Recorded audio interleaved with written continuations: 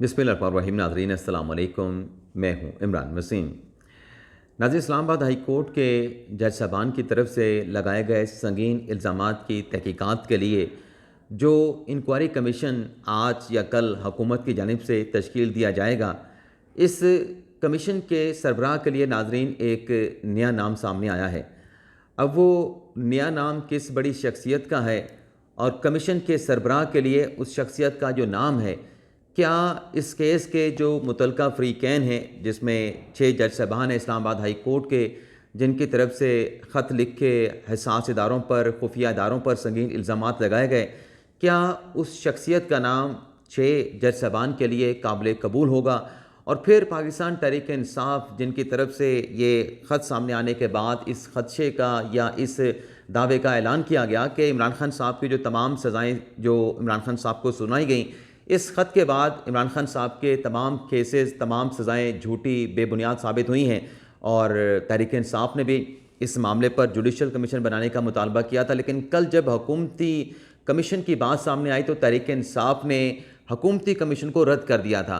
तो क्या अब जिस शख्सियत को कमीशन का सरबराह बनाने की बात की जा रही है, वो ख़त लिखने वाले जज साहबान के लिए और पाकिस्तान तहरीक इंसाफ और दीगर फ़रीक़ैन के लिए वो नाम काबिल कबूल होगा और वो नाम किस शख्सियत का है? एक तो नाज़रीन इस बड़ी ख़बर की डिटेल आपके साथ हम शेयर करेंगे, और फिर इस्लामाबाद में ये बातें हो रही हैं, ये कहा जा रहा है कि जो जज साहबान हैं जिनकी तरफ से ये ख़त लिखा गया था, वो इस कमीशन में पेश होने से इनकार कर देंगे। तो ये क्या मामला है जज साहब की तरफ से इनकार किए जाने का, कमीशन के सामने पेश ना होने का? इसकी डिटेल भी आगे चल के आप नाज़रीन की खिदमत में पेश करेंगे। इसके अलावा कुछ दीगर अहम ख़बरें हैं, उनकी तफसीलात पर भी आप नाज़रीन के साथ हम बात करेंगे। लेकिन प्रोग्राम का आगाज़ करने से पहले उन दोस्तों, भाइयों, बहनों, बुज़ुर्गों से दरख्वास्त करेंगे जिनकी तरफ से अभी तक हमारे चैनल को सपोर्ट नहीं किया गया, यानी सब्सक्राइब नहीं किया गया, तो हमारी उनसे दरख्वास्त होगी कि चैनल को प्लीज़ आप सब्सक्राइब कर लें, बेल आइकॉन का बटन प्रेस करें, और वीडियो अगर आपको पसंद आती है तो आपने हमारे प्रोग्राम को लाइक भी करना है और अपने दोस्तों यारों के साथ हमारे ब्लॉग को आपने जितना आपसे हो सके आपने शेयर भी करना है। तो पहली खबर से नाज़रीन गुफ्तगू का आगाज़ करते हैं। कुछ छोटी छोटी चंद खबरें हैं। एक तो नाज़रीन तहरीक इंसाफ की खातून रहनुमा सनम जवेद साहबा और आलिया हमजा साहबा, जिनकी 9 मई के केसेस में ज़मानतें एक्सेप्ट कर ली गई थी, अब इन्हें एक और मुकदमे में जो कि मियाँ वाले में दर्ज किया गया है, उस मुकदमे में दर्ज कर लिया गया है। अब ये नाज़रीन साफ नज़र आ रहा है कि सनम जवेद साहबा और आलिया हमजा साहबा जो थी, जब 9 मई का वाक़या पेश आया था तो वो लाहौर में मौजूद थी, वो मियाँ वाली में मौजूद नहीं थी। तो ये एक गलत मुकदमे में बज़ाहिर मेरी अपनी राय के मुताबिक उनकी गिरफ़्तारी हुई है, उनकी गिरफ़्तारी डाली गई है। लेकिन इस इक़दाम से नाज़रीन ये बात ज़ाहिर होती है कि जो लोग कहते हैं कि 9 मई के वाक़ये के ऊपर अब बर्फ़ पिघली है और जो उस वक्त जो एक एग्रेशन था, उस एग्रेशन में कमी आई है, तो इन सनम जवेद की और आलिया हमजा की गिरफ़्तारी के बाद ये बात ज़ाहिर होती है कि 9 मई के मुल्ज़मान की कोई माफ़ी नहीं है। अब नाज़रीन दोनों को और केस में गिरफ़्तार कर लिया गया है, और इसमें होना यह है कि अब सनम जवेद की, आलिया हमजा की राहदारी ज़मानत हासिल करके इन्हें जो इंसदाद दहशतगर्दी की अदालत है मियाँ वाले की, वहाँ पर इनको पेश किया जाएगा। इसके अलावा नाज़रीन इमरान खान साहब के हवाले से आज बड़ी अहम डेवलपमेंट हुई है। खान साहब को सिक्योरिटी फ्राहम करने के हवाले से लाहौर हाई कोर्ट में बड़े अहम मुकदमे की समाअत हुई है, जिसमें एडवोकेट जनरल पंजाब पेश हुए हैं। उनकी तरफ से कहा गया, एडवोकेट जनरल पंजाब की तरफ से, खालिद इसाक साहब की तरफ से, कि इमरान खान साहब को सिक्योरिटी फ्राहम करना हुकूमत पंजाब की ज़िम्मेदारी है, तो हम इमरान खान साहब की सिक्योरिटी के हवाले से जेल हुकाम से रिपोर्ट तलब करेंगे। लेकिन जो चीफ जस्टिस हैं लाहौर हाई कोर्ट के जस्टिस मलिक शहजाद अहमद साहब, उनकी तरफ से कहा गया कि मुल्क किसी और हादसे का मुतहम्मिल नहीं हो सकता।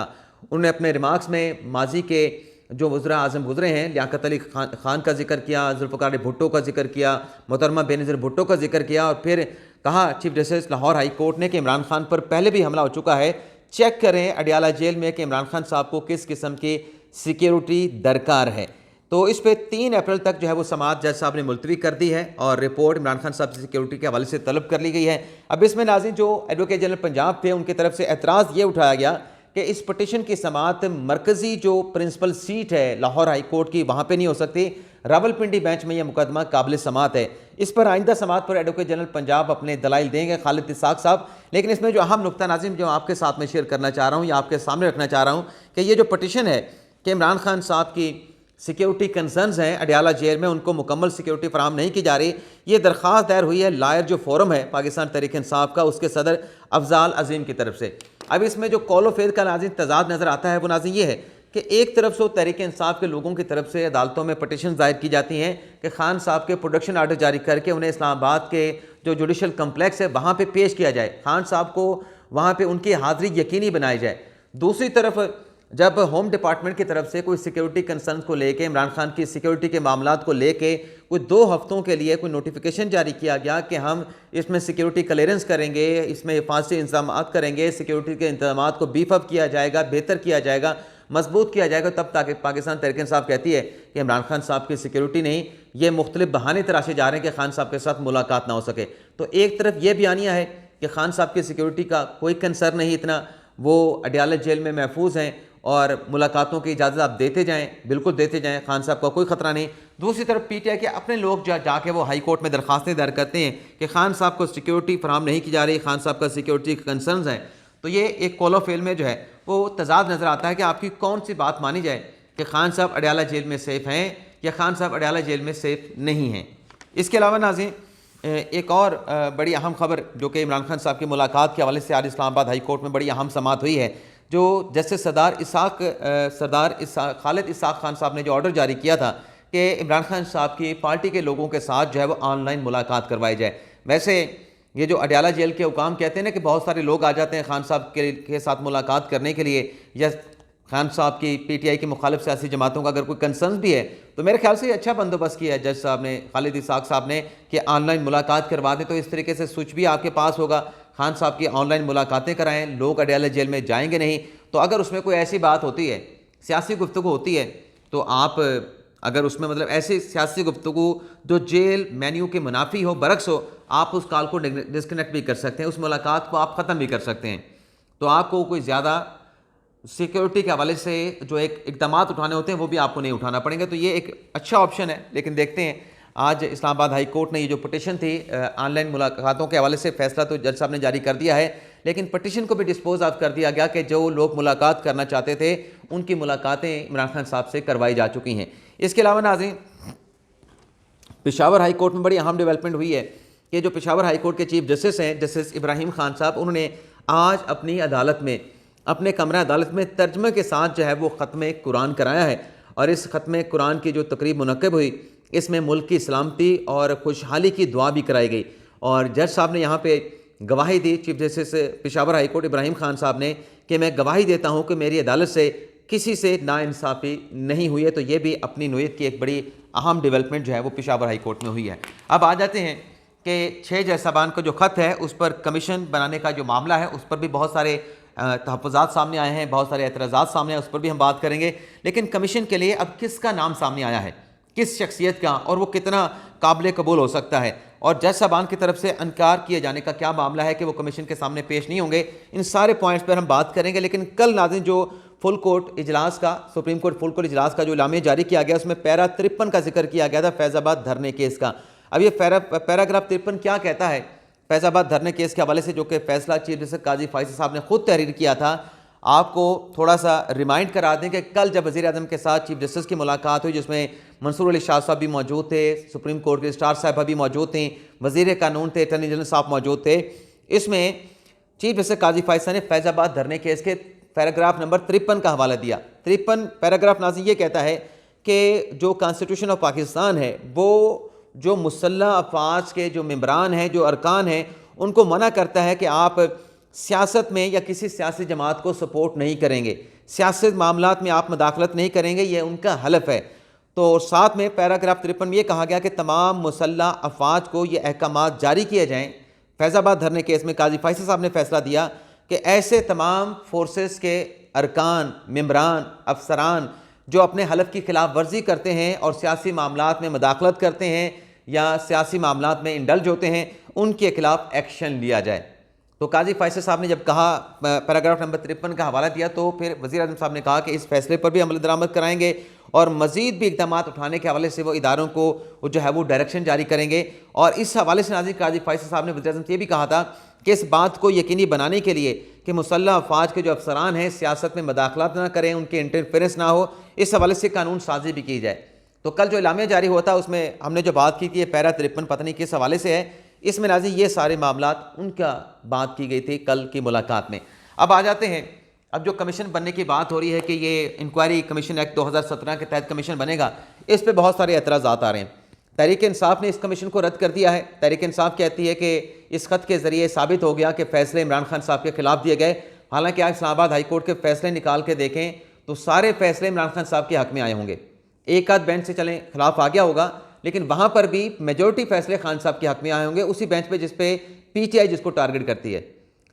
लेकिन नाज़रीन ये जो फुल कोर्ट की बात की जा रही है, ये फुल कोर्ट की बात इसलिए नाज़रीन काबिल कबूल नहीं कि ये जो कमीशन बनाने की बात हुई है, कमीशन को जो इंडोर्स किया गया है हुकूमती इंक्वायरी कमीशन को, जो कि इंक्वायरी एक्ट 2017 के तहत बनेगा, ये सुप्रीम कोर्ट के जो फुल कोर्ट के जो जज साहबान हैं, जो तमाम जज साहबान हैं, उसकी मीटिंग के अंदर इसका फैसला किया गया है। उसकी मीटिंग के अंदर इस कमीशन को इंडोर्स किया गया है कि ये ठीक है, हुकूमत को कमीशन बना के इस मामले की इन्वेस्टिगेशन करनी चाहिए।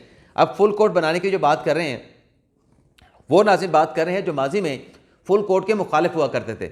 मैं ये नहीं कह रहा कि वो इस वक्त फुल कोर्ट की सपोर्ट क्यों कर रहे हैं, बिल्कुल अच्छे कर रहे हैं, सपोर्ट कर रहे हैं, लेकिन ये भी जो हुकूमती कमीशन है इसको सपोर्ट हासिल है, इसको इंडोर्समेंट मिली हुई है सुप्रीम कोर्ट के फुल कोर्ट इजलास की, जिसमें तमाम जज साहबान ने अक्सरियत के साथ ये फैसला किया, उनको ब्रीफ किया गया कि ये कमीशन इस मामले पर इन्वेस्टिगेशन के लिए बनना चाहिए। फिर नाज़रीन इस पर एतराज़ उठा के देखें, इस्लामाबाद हाई कोर्ट के तो 6 सर्विंग जज हैं, वो कैसे बैठ के जो कमीशन बनेगा उसमें रिटायर्ड जज होगा, रिटायर्ड जज सर्विंग जज के मामले की कैसे तहकीकात कर सकता है। यहाँ पर भी चीज़ों को ट्विस्ट किया जा रहा है या फिर चीज़ों को समझा नहीं जा रहा कि चीज़ें दरअसल है क्या। ये जो नाज़रीन कमीशन बनेगा, इसका जो रिटायर्ड जज सरबराह बनेगा, वो नाम क्या है, नाम पर भी आते हैं, वो कोई जज साहबान से इन्वेस्टिगेशन उसने नहीं करनी। जज साहबान ने सिर्फ अपना बयान रिकॉर्ड कराना है, बताना है, अपने इल्ज़ामात बताने हैं उस कमीशन के रूबरू, तहरीरी तौर पे बता देंगे या फिर खुद पेश होकर बता देंगे, तो वो इन्वेस्टिगेट इस कमीशन ने जज साहबान को नहीं करना, जिन पे इल्ज़ाम है उनको इन्वेस्टिगेट करना है। और फिर नाज़रीन दूसरी जो मेरा अहम नुक्ता है इस केस में, ये जो एतराज़ किया जा रहा है कि रिटायर्ड जज कैसे इन्वेस्टिगेट कर सकता है, इस मामले की तह तक पहुँच सकता है, क्या हाजिर सर्विस फिर कर सकता है?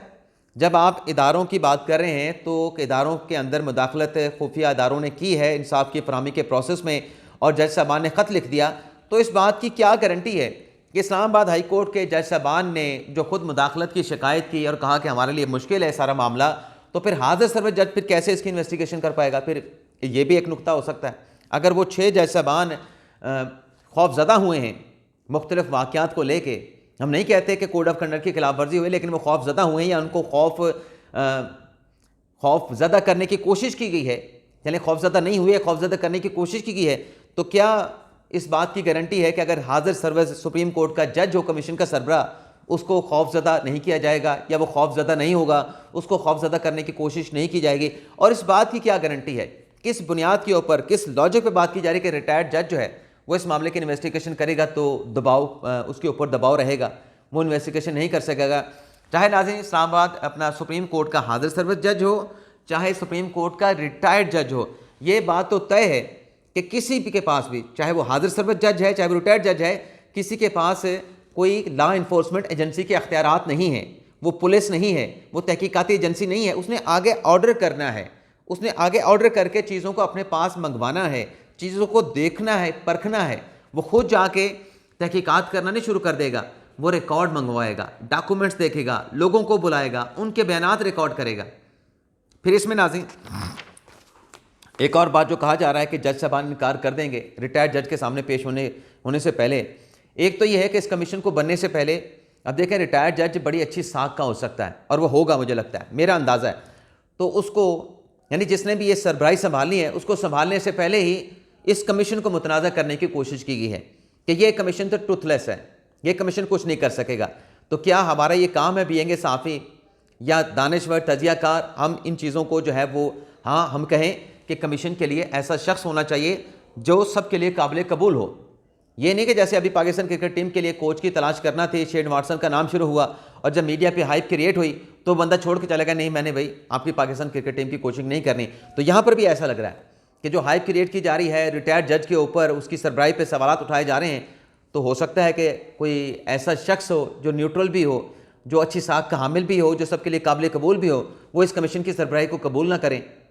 ये हो सकता है जो हम कर रहे हैं, क्योंकि हम जो इल्ज़ामात लगा रहे हैं वो मफरूज़े की बुनियाद पे लगा रहे हैं। हम जो गुफ्तगू कर रहे हैं वो मफरूज़े की बुनियाद पे कर रहे हैं कि ऐसा नहीं होगा, वैसा नहीं होगा, ये तो कमीशन हुकूमत के अंडर होगा। भाई जज जज होता है, रिटायर्ड हो या जो कुछ भी हो, और फिर उस जज ने रिपोर्ट देनी है। उसके साथ अगर कोई तावन नहीं करता, चाहे वो रिटायर्ड जज है, चाहे वो सर्विंग जज है, वो अपनी रिपोर्ट में लिख सकता है कि फ़लाँ इदारे को नोटिस किया था, फ़लाँ इदारे से ये रिकॉर्ड मांगा था, फ़लाँ इदारे के फ़लाँ शख्स को मांगा था, मेरे साथ पेश नहीं हुआ। उसके पास कलम है, वो लिख सकता है, चाहे वो रिटायर्ड है, चाहे वो हाजिर सर्विस हो। और फिर इसमें नाज़रीन ये जो कहा गया कि जज साहबान पेश नहीं होंगे, इनकार कर देंगे रिटायर्ड जज के सामने पेश होने से, तो सबसे पहले तो नाज़रीन जो अहम बात है कि इन जज साहबान ने जिन्होंने ख़त लिखा है, इन्होंने खुद उस सारे मामला के ऊपर कंटेम्प्ट की कार्रवाई इनिशिएट करनी चाहिए थी, खुद कंटेम्प्ट के नोटिस लेने चाहिए थे, बजाय इसके कि सुप्रीम जुडिशल काउंसिल को लेटर लिखते। तो खुद तो उन्होंने किया नहीं, जो अपना काम इनके खुद के करने का था। मेरी ये राय है, आप इख्तलाफ कर सकते हैं। और फिर मलबा डाल दिया सुप्रीम कोर्ट में। सुप्रीम कोर्ट अलग इंटिटी है, हाई कोर्ट अलग इंटिटी है। हाई कोर्ट के अपने मामलात हैं, सुप्रीम कोर्ट के अपने मामलात हैं। ये नहीं है कि जो सुप्रीम कोर्ट है वो हाई कोर्ट को सुपरवाइज करती है। हर हाई कोर्ट आज़ाद है, उसके नीचे जो जुडिशरी होती है, डिस्ट्रिक्ट जुडिशरी होती है, उसको वो हाई कोर्ट जो है वो सुपरवाइज ज़रूर कर रही होती है। लेकिन सुप्रीम कोर्ट जो है किसी हाई कोर्ट या किसी डिस्ट्रिक्ट जुडिशरी की सुपरवाइज उसको नहीं करती, निगरानी नहीं करती। तो तहरीक इंसाफ ने मुस्तरद कर दिया है जी, हम इसको नहीं मानते। भाई आप किस तरीके से नहीं मानते? भाई सुप्रीम कोर्ट के जज साहबान की अक्सरियत का फैसला कि ठीक है ये कमीशन, और फिर जज साहबान जब इनकार करेंगे इसका मतलब है कि आपने खुद भी अपना काम नहीं किया। और फिर अगर सुप्रीम कोर्ट ने कोई कमीशन हुकूमती एग्जेक्टिव के साथ, एग्जेक्टिव पे इल्ज़ाम था ना, उसके साथ बातचीत करके कि आपने ये नहीं करना, आपने अहकामात जारी करने हैं, मुदाखलत ना हो, मुदाखलत पर किसी किस्म का कंप्रोमाइज़ नहीं किया जाएगा। अगर अदलिया में मुदाखलत हुई और काजी फैसल साहब का क्या करें, वन मैन शो तो उन्होंने नहीं किया।